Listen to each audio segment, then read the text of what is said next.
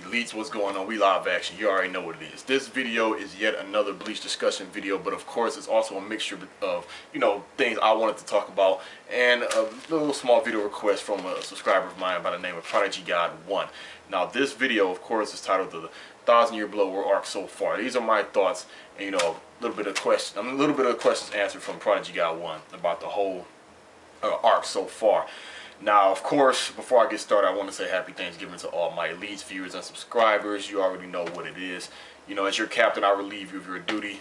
Go ahead and be with your family. Eat up some food. For me, of course. I know I'm going to get down. But anyway, this is the thing. Of course, one of the questions he asked me is the whole thing about Aizen and the location of the Royal Palace.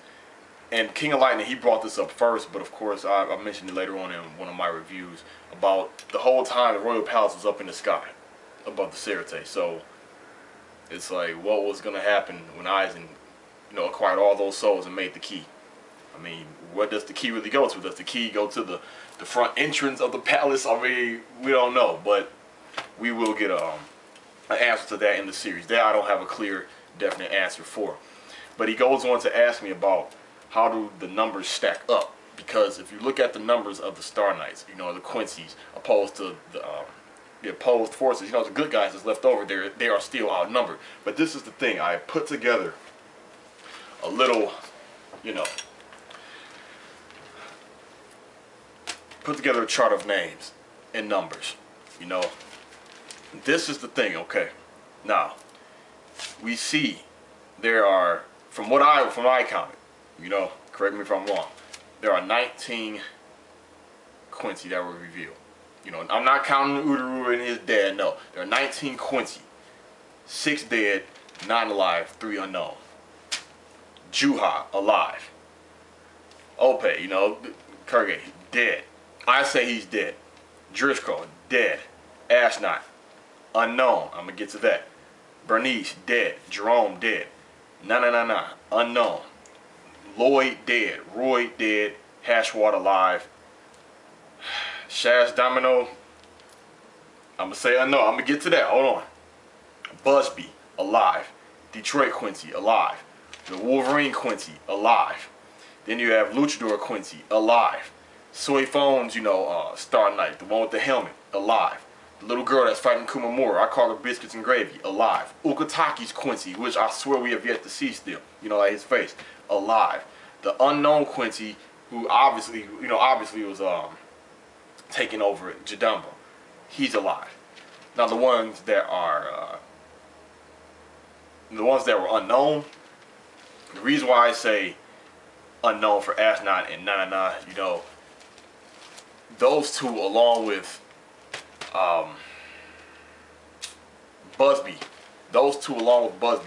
they attacked Old Man Yam, and we see that, they got just burnt. We thought they were all dead. Then we see Busby, but yet when we see Busby, it's automatically thought in our minds that maybe Ashnot and Nana are alive, but we do not see them. There is no confirmation, and we see they're gone. The Star Knights, they left. So is it safe to say that they're dead? So as of now, it's like, hey, I guess they just dead, but I'm going to still leave it as unknown. Shaz Domino, the funny thing is this is still a debate or argument that's going on, if Ichigo killed that Star Knight. A lot of people were wondering where like that Star Knight that threw those daggers in Akon's back. A lot of people were still wondering where were they exactly. I mean, obviously they're up in the sky, but and on top of that, when you see that in front of Domino's face, Domino, whatever his name is, you see that little drawing, like a flashpoint piercing coming right at him. It is implied that something is coming at him, but the chapter when Juha is fighting Ichigo, when he reveals to him that he has Quincy powers, you see that same thing in front of Juha's face.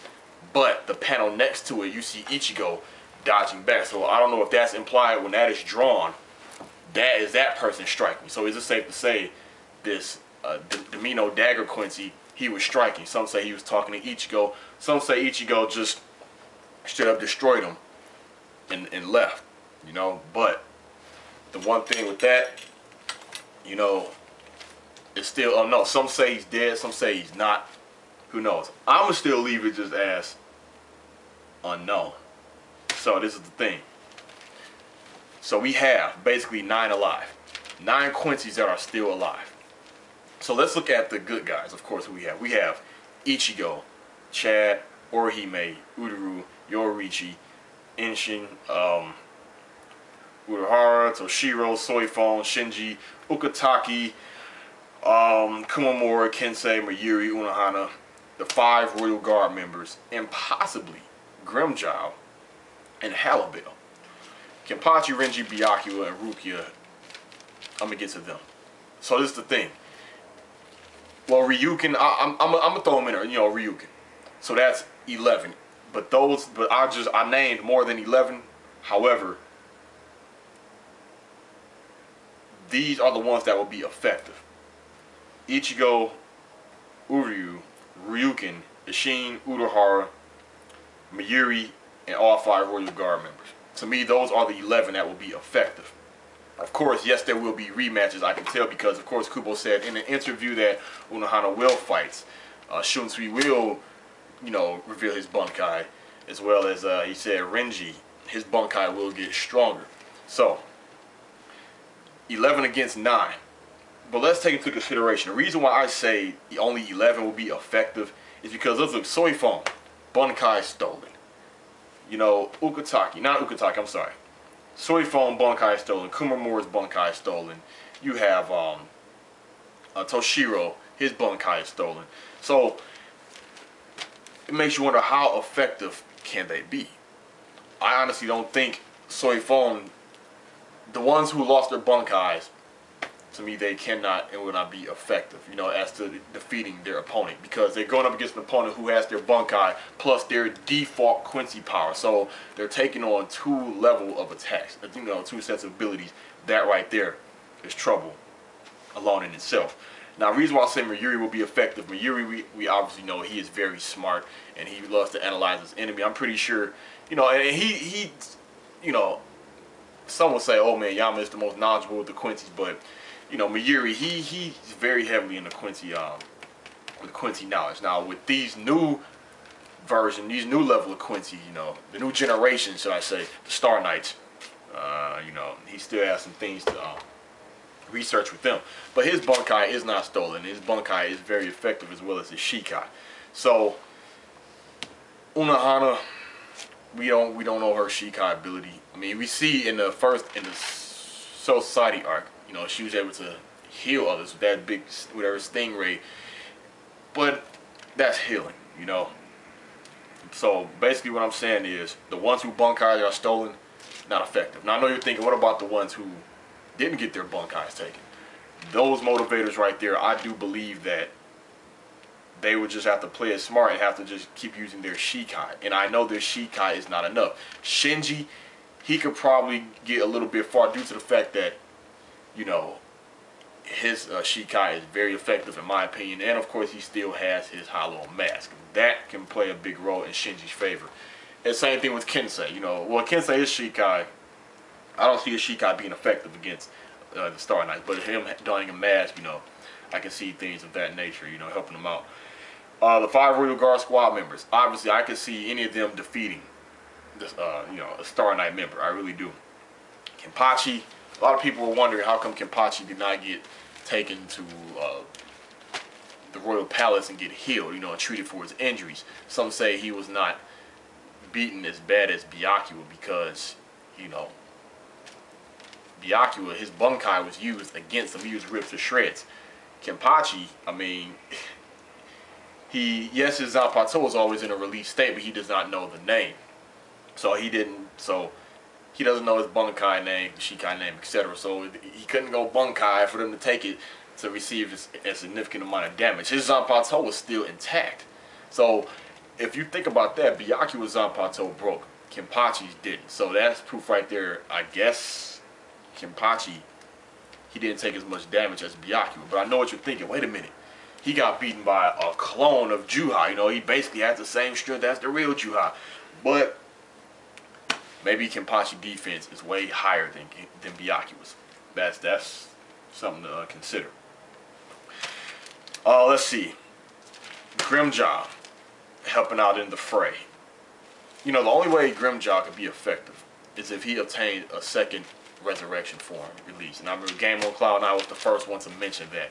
And I could see that, because it will only have to make sense. If he was the one who split Kirky in half, it will only make sense, you know, like this level 6 Espada just out of nowhere just cut Kirky in half, you know. That's the only way he could be effective, is if he obtained that second form. And even still, I don't see him doing anything to Juha. Probably not even Hashwa. We see Hashwa, you know, he cut Ichigo's Zanpakuto thing in half. Halibel, no. She'll probably maybe take down some Quincy grunts, but the Star Knight, no. And let's see, Renji and Byakuya. Well, Hakubo was stating that Renji's Bunkai is going to get stronger. I'm guessing that they will go while they're in the Royal Palace. They're going to receive some kind of new level of training. Or right now, Renji is in his inner world, you know, doing some quick training, talking with his inner spirit. Who knows? Same thing with Rukia. Maybe she's in her inner world talking, etc. Same thing with Byakuya. But it does look like Byakuya is going to take his stand as a captain again. People have mixed feelings about that. So, I don't know. It's like, to me, the battle, I think the Star Knights are still good on this one. Because, yes, they may be outnumbered as far as Star Knights go. They probably still have a whole army of Quincy, or a whole army of a Renkar Quincy hybrids. But those ain't nothing to, you know, these captains. But the ones who are alive and the ones who stole Bunkais, those are the ones, you know, they're still going to make the difference. However, they're going to make the difference to hold their ground. But with the combined forces of the ones who I named, Ichigo, his dad, Uryu, if he joins in the fray, which he probably will, Ryukin, you know, who knows what he'd do. He'd be a very valuable asset. Urahara, Yoriichi, those forces combined, I do see them going up against the Star Knights, especially with Ichigo. I do see it. Chad and Orihime. Chad and Orihime, they've had so much time and room to grow and train. Well, they have trained, but they just can't cut it. They can't cut it. I mean, especially Orihime. Me and Young Money talk about this a lot. Orihime, she has the potential to be one of, if not the most, but one of the strongest characters in the Bleach universe. But yet, they just get steamrolled over. Same thing with Chad. Chad, he's a cool character. Yes, we all know he's a Fullbringer. I mean, but it seemed like, what's the point? Okay, we get it. He wants to help out Ichigo. He's cool with Ichigo. That's his friend. But he just can't. He can't cut it. So I do think about that. So the verdict of this, I believe, it will be an even grounded standoff. But the thing is, first off, if the Royal Guard joins in the fray, then hey, you know, then it will be a very one-sided fight. You know, the Star Knights will be being pushed to the limits. But without the Star Knights and just the rest of the 13 Court Guard squads, you know, half of them got their Bunkais taken. You know, they are going to need Ichigo's help. They are going to need Ashin's help. You know, Urahara, they're going to need all of their help. I really do believe that. And with the whole Squad Zero thing, it seemed like, notice, they didn't ask nor care about the death of old man Yama.